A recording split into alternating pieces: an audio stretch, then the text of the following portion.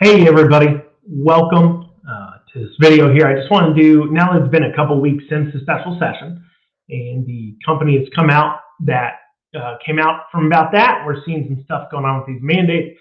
I just kind of wanted to, and I really gave breakdown video of the entire special session. So I wanted to take a second to kind of break that down for you guys, go over some of the any good things that came out of it, some of the iffy things, and some of the bads. So, we're going to take a deep dive into it. But as I'm doing that, feel free to go ahead and hit the share button. Also, as well, as you guys know, we are absolutely up against the establishment, the swamp, whatever you want to call it. And so if you can help out by donating to the campaign, that would be great. I will go ahead and drop that link. It's Cooperrider, the number 4, ky.com/donate. Cooperrider, the number 4, ky.com/donate. And feel free to throw something my way if you kind of want to help out. If you don't, hey, I understand, economic times and everything else. So anyway, so just kind of recap this. So what good things did they do? Let's first start off there, right? So good stuff. So they didn't make anything per se worse. I mean, they had some opportunities to do some things to help fix some of the situations going on around the state that we'll take a deeper dive into. But I can tell you this much. They at least didn't make it worse. So they did not put in any kind of per se statewide mandates as far as that goes. They just continued some basic ones. They did continue the emergency, which we'll kind of dig into. So the goods are that, they didn't, I do not believe we are any worse off we are now than we would have been if the special session hadn't been called.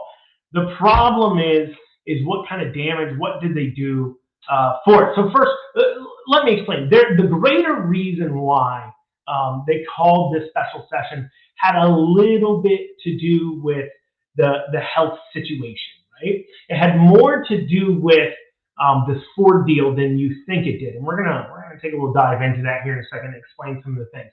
But so good stuff. They didn't really make it worse. Now here's the iffy things. Let's go into this Ford deal here. The real reason why the special session was called. They did barely anything else in the special session. If you really look at it, they kicked the statewide school mandate down to the local level, which, of course, their argument there on that from a lot of legislators is we like smaller government, not bigger government. And I understand that, but at the same time, you are the state legislators, and one can say, if you read our state constitution, which requires a publicly funded education, something that needs some adjustment if we're ever going to get full and complete school choice here in Kentucky done. So while I agree somewhat with what you're saying, at the same time, this cop-out of kicking it down lower, listen, half of the state budget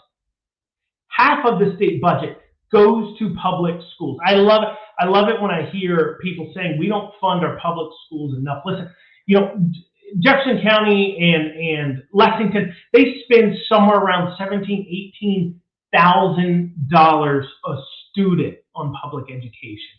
Okay, if public education was a tuition, if we took all, there's 85 that the study I looked at, but if we took all 85 private schools in Kentucky and we listed out their tuition, public schools would be the 5th most expensive school in the state. I mean, take in our own city here in Lexington, there's a private Christian academy called LCA.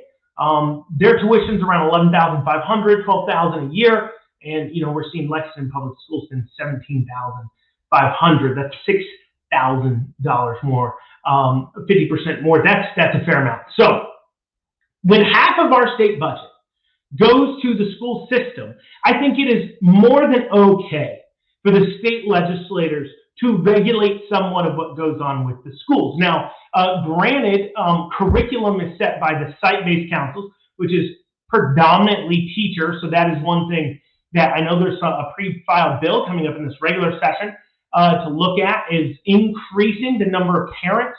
On that right now, it is, I believe, an administrator, the principal, and 2 teachers, and then 2 parents. The parents have to have kids that go to the school, and they're elected by the parents of kids that go to that school.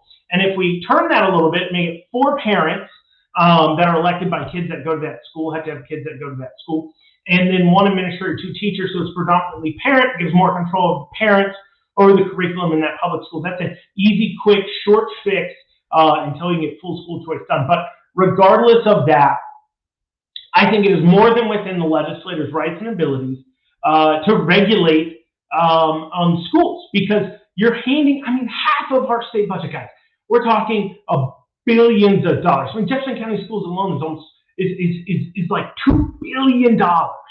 And you're saying that as that money is collected up from the taxpayer, because that's out of our general fund that goes into the SEEK fund, so we all pay for it, you send that money, billions of dollars out, and you can't attach a string to it, like, you can't wear a mask at school, those kinds of things. Now, part of the problem is and I've had this issue too when I see, Stivers out there talking, the Attorney General of Kentucky has a case in front of the Supreme Court right now, the Boone County case. In that case, there's expert testimony heard about masking and the conversation that went on. And it had an IH, an industrial hygienist expert. He testified. That led to a judge's ruling, which verbatim says that wearing a mask to stop COVID is like putting up a chain link fence to stop mosquitoes. This is being argued in front of the Supreme Court. So if you're a Republican AG arguing masks don't work in front of the state Supreme Court, and yet when Stivers goes on TV and they ask him about mask mandates, he says, well, we're not going to do it or anything else, instead of responding with, listen, it's being argued in court right now whether even masks work based upon the expert testimony and what's been allowed. And legally in Kentucky, they don't work. And in fact, if anybody listened to, I just got done listening to the Joe Rogan Dr. Gupta podcast. I encourage you to listen to that. It's kind of interesting. It's interesting how much he doesn't know. Even he admits, he's like, no, these cloth masks, these surgical masks, they really don't do anything. You need to wear a KN95 mask to get any kind of stoppage. And that's coming from the CNN doctor saying that, listen, you need to be wearing KN95 masks. So not only is these masks not super useful, but also additionally they do have negative effects on children. So I believe it is more than within the purview of the legislators, if they wanted to tackle that issue, to do that. But they didn't, and they punted it down locally. And instead of just being, when they're asked about, saying, listen, we didn't want to tackle that issue, they say, well, we pass it down to local government for local control, and suddenly they're small government people. Now, granted, I don't know, take that how you will, take it how you will. But so that's one of the things they did that's kind of iffy. But going back to this Ford deal, so what exactly was struck there? So what happened is there was a company. Now, the key thing to know about this vote that occurred was that when this vote took place, the legislators had no idea who the company is, right? So even these legislators that are out there saying, look at us, we got Ford in, look at what we're doing, unless they were one of the 3 or 4 in leadership that got signed the NDA and got signed in, they had no idea who they were giving money to in the first place. That's right. All but like 5 legislators. So 5 or 6 legislators voted no or didn't vote at all out of the entire 138. So we had basically around 130 legislators vote yes to giving an unknown company $410 million. They had no idea who this company is. They were just taking it on faith from the Bashir administration and 2 or 3 people of leadership who got read in on what was going on, which shows another greater issue going on in our state legislature. It shows you the amount of power these party people have, this party apparatus, well, not really party, but this leadership apparatus, not party, party is nothing but a platform, but the leadership apparatus going on that the taxpayer, you the taxpayer, $410 million of your dollars can be given out based upon them only needing to tell like 4 or 5 legislators what was going on, then they're able to convince almost every single other legislator to vote yes on giving an unknown company $410 million. That's a problem. That's a bigger issue, I think, than anything else. And you can tell me if you think I'm wrong. You can tell me if you think I'm crazy there. But left, right, center, it doesn't matter. Any legislator voting to give hundreds of millions of dollars without knowing who to whom is pretty irresponsible. And I will always believe that. No matter how great the Ford thing turns out, I will always believe the fact they didn't know who it was a problem. And then I also asked the fact, too, why was it such a secret to begin with? If a company wants to come to Kentucky, and in order to come to Kentucky, they want to ask our state government for $410 million.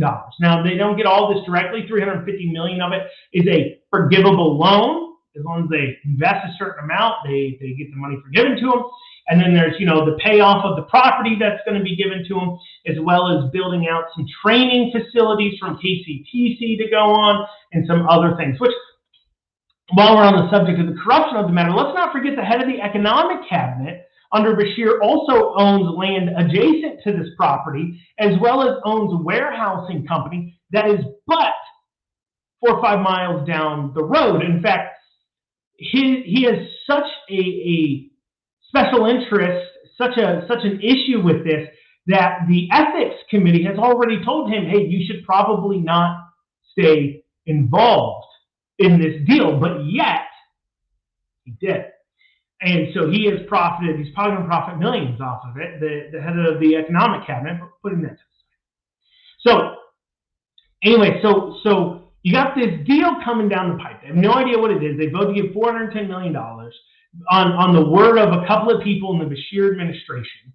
And they say, okay, we're going to give them that taxpayer funds.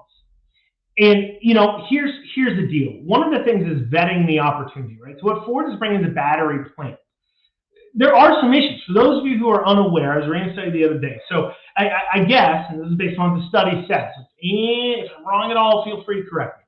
But I guess that when power companies are designing the grid and the power producing, they plan on a house using 100 amps of power at a time.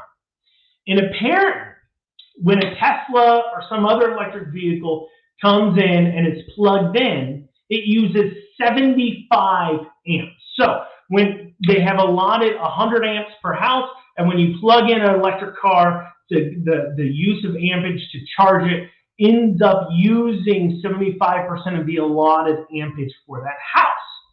Now, this becomes a problem when you have large amounts of people driving electric vehicles, and they all come home at the same time, and they all plug in their vehicles at 5, 6 o'clock in the afternoon in the garage, and now every single house on the block, they're also coming in, they're kicking on the AC, they're cooking dinner, they're doing everything else, they're doing laundry, and now you've got this pool on the grid of everybody with their electric vehicles plugged in, pulling 75% of the power to begin with for their home, and they're going to go over. And it's been long acknowledged by experts that as electric vehicle goes up, we're going to have to invest millions of dollars into upgrading our grids, our electrical system. We've all seen how long, Eastern Kentucky's still waiting to get broadband. Do you think they're going to be quick on the list to get their power infrastructure upgraded? Of course not. They're not going to be benefiting from these electric vehicles, right? So it becomes quite a concern. But even putting that aside, let's say, because Ford wants this plant built by 2025, manufacturing batteries, so, Bashir and all these people claiming a great success on it, this won't play out probably whether it was a success or not, probably for another 7-8 years. And, of course, most of them will be long out of office, so they can throw themselves a little party, pat themselves on the back, and then a couple years down the road, when either they're not in office or it doesn't matter to them anymore, it could go south, and they'll be nowhere to be seen if it goes south. Granted, I'm hopeful it doesn't. But it could, because one, if the lack of upgrading of our infrastructural grid leads to less electric vehicles being built, the project is going to flounder, not nearly do what it does. But also as well, let's keep in mind, we get $410 million to Ford to get the battery plant. Down in Tennessee, they're getting the Blue Oval City, which is manufacturing these electric vehicles. And they had to give Ford, they gave Ford $500 million. Now, you may be asking yourself, why are we giving $410 million to the 13th richest company in the world? Ford is the 13th richest company in the world, Fortune 500, it's 13th. and we're giving it $410 million of your dollars. Right? Why are we doing that? Well, they say we have to do that to compete with the other states, and that may be true. But let's take a look at Tennessee. They gave them $500 million. They're estimated to bring in 28,000 jobs. Now, that is the jobs at the factory and the auxiliary jobs. And I may be asking yourself, well, Andrew, you're not counting the auxiliary jobs that will be brought in by the Ford plant. Well, the problem is the Ford plant we're getting, the battery plant, that is a parts manufacturer. It doesn't have a lot of auxiliary things, but down in Tennessee, where they're actually building the truck, it's going to bring in several other things. Like, for example, Toyota doesn't manufacture their own hubs, their own roofs, their own things. They just kind of assemble it all, and then factories go in around them, and some of you are aware of this, that build those components and those parts, and then ship it over to the Toyota plant. So they build their plants close to save on shipping, manufacture the parts, ship them over there just a little couple miles down the road to the Toyota plant, go on about their day. And so you're going to get those jobs at the Ford plant in Tennessee. You're not going to get those at the battery plant because it doesn't have that many auxiliary parts that need to be manufactured in the area like we're going to see out of the Ford plant there in Tennessee. So they get, for $90 million, they're getting tons more jobs, it looks like. But on top of that, Tennessee's bringing in quite a lot of companies. I mean, Smith & Wesson announced they'd be moving to Tennessee, bringing in quite a bit. This gives you a lesson to look at. Now, to be clear here, what would I do in this situation? Well, first, I'm a Republican, and I believe in the Republican Party platform. And the Republican Party platform says quite clearly that government cannot create economic opportunity, but can only stifle it. It also says we're against corporate welfare, and I don't understand how a bunch of Republicans can give $410 million to the 13th richest company in the world and not call that corporate welfare that violates their own party platform, and then chastise us for even bothering to bring up that it may not be the win that they think it might be, or that we have some sort of issue with it as Republicans are shocked by it. You shouldn't be that shocked that Republicans may be bothered by this, because it's in our platform. We're against this kind of stuff because it never seems to turn out good. But maybe it will in this case. But more importantly, so you say, what would you do? Well, first, recognize, why do we need to give $410 million to a company? Do we have an economic situation here in the state that means that prohibits other companies from moving in? Because they're parading themselves for bringing in 5,000 jobs. But if we had enough good-paying jobs for everybody to work in Kentucky, assuming they can find the labor, assuming we have the people looking for the jobs, assuming all those things, we wouldn't need something like this Ford plant. It wouldn't be a win. It wouldn't be desirable. It wouldn't be necessary. We have plenty of high-paying jobs. So what do? Well, we need to create a better economic environment. And then that in turn doesn't just benefit the 13th richest company in the world, but it'll benefit business owners like me, like you, like other people, like your friends, like your family, that own small businesses that have better business environments. That includes lower licensing, better taxing corporate policies, better property taxing, better access to trades like HVAC, plumbing, and as such as necessary for buildings and things to operate. Stronger infrastructure. Those are the things that we should be spending money on as a government. Infrastructure to help bring in the businesses. Working on how do we lower our taxes and create a better corporate taxing policy here in the state. Getting rid of income tax to possibly alleviate some of that too as well. That brings in people. I mean, let's keep in mind. So, right now, LLCs are a pass-through, right? So I can count my LLC's incomes as my income, right? I don't have to just, the LLC files taxes and I file taxes, right?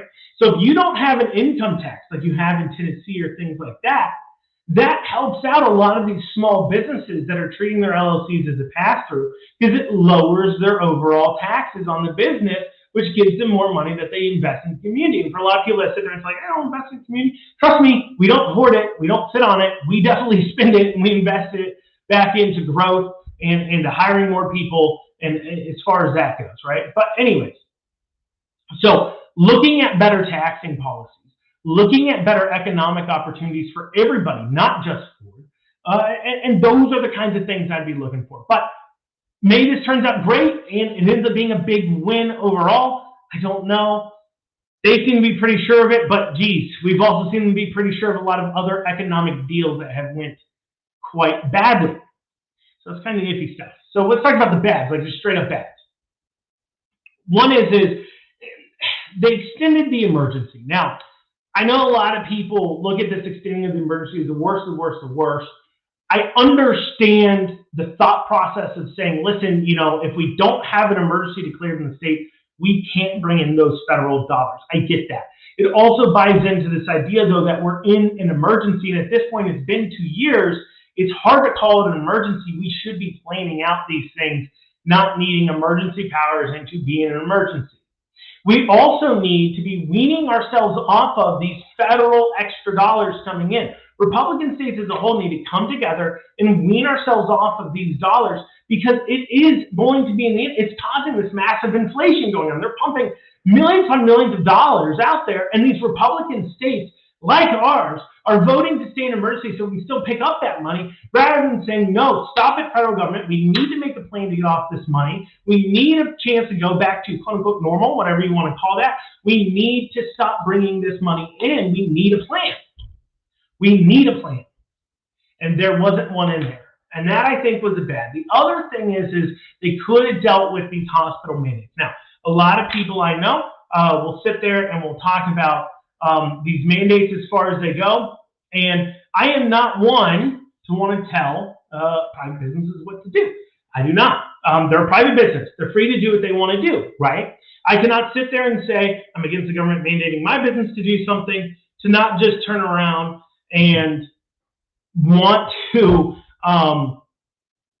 not just turn around and want to mandate a business do something else. However, let's not pretend for 1 second that these businesses are doing this because they want to. I mean, the CEO of Southwest came on and said, Joe Biden is making me do this. We have our own hospitals here that have said to many individuals, we are out here and we are being forced into this by Bashir. They haven't said it publicly, but they say it to legislators. I've gotten several legislators telling me these hospitals are being told by Bashir to do this. And so it's not free and private. And you may ask yourself, these businesses, as far as they go, are they private even when it comes to hospitals? Let's talk about that. So hospitals, first, UK, U of L, those kinds of hospitals, those are clearly owned by the state. So we have every right to regulate them however we want to. They're owned by the state. It is the legislator's job to regulate those hospitals. But on top of that, when it comes to these private hospitals, let's remember we have certificate of need laws in the state. A hospital cannot add a location, add beds, buy a significant amount of equipment without first asking for permission from the government to do it. And so the threat doesn't even just need to be implied, it's clearly there.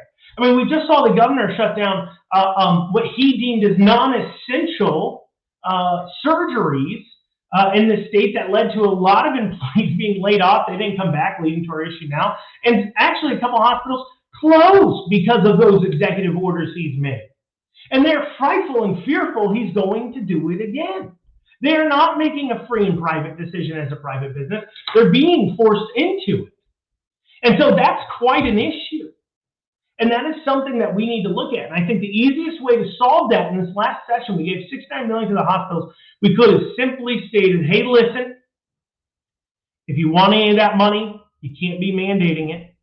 If you're a private business and you're making decisions on your own, make those decisions, but stop asking the taxpayer to fund it when it goes bad for you. Stop running to us, asking us, because we have legislators right now out there asking for another session to give $100 million to these hospitals to help pay for these mandates they're putting in place. And it's all because they are short on staff because they're firing people. And then they want us, the taxpayer, to pay for it, but then they want to claim we're a private business. You can't regulate us. You don't get it both ways. I am free as a business to make my decisions, or I should be, but I also shouldn't be turning around and asking the taxpayer to fund those and cover the cost. That's wrong. And it leaves an opportunity for our legislators to address this and push back against Bashir's tyrannical overreach. But they failed to do it. And they're creating more of an opportunity and more of a business climate that looks at mandating their staff do something because it's a cool thing to do right now. And any legislators any politicians out there calling to give more money to these hospitals to help with staffing without also demanding they stop the mandates if they need bailed out is in the wrong. And you are in the wrong. Especially if you're going to call yourself a Republican while you're doing it. Well, hey guys, thank you so much for joining me. Remember to donate to the campaign if you can.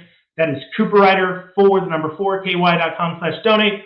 Cooperrider the number 4ky.com/donate. Thank you guys so much.